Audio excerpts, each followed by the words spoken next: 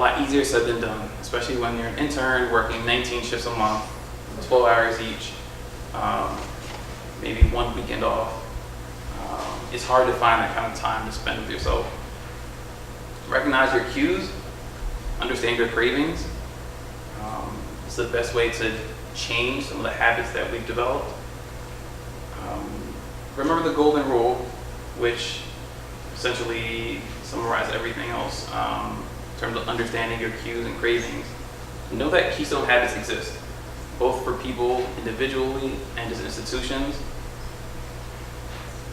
This applies to pretty much every aspect of our lives. I always encourage people to think of where they want to be 5 years, 10 years from now,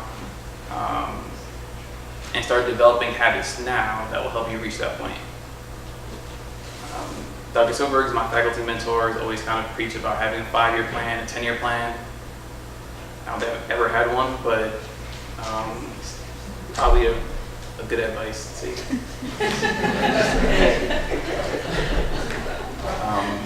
And be mindful of our roles in the lives of others. We're constantly being watched. Like, we work in a fishbowl. There's always a medical student, another resident, or patient, someone watching us. Be the person that demonstrates good behavior. Be a role model. Demonstrate good habits. You never know who you may influence. I think that was it.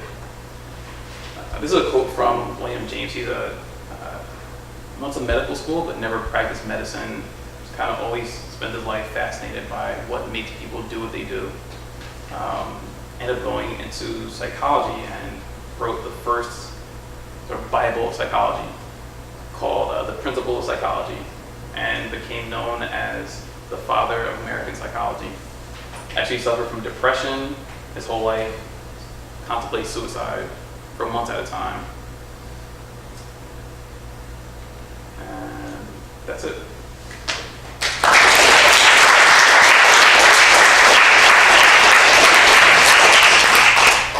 Anyone have any questions?